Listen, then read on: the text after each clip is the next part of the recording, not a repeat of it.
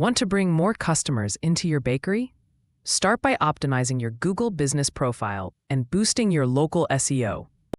When done right, these strategies turn online searches into loyal in-store fans. Focus your SEO efforts on what locals crave, like croissants near me or custom wedding cakes, your city.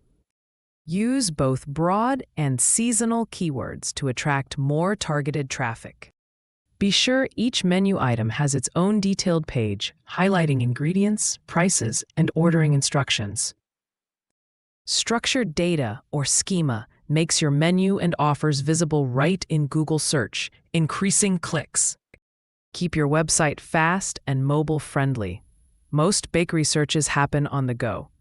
A complete and accurate Google business profile is essential. Add up-to-date hours, clear photos, and highlight your specialties, like gluten-free or vegan. Use Google Posts for daily specials and respond promptly to reviews to build trust.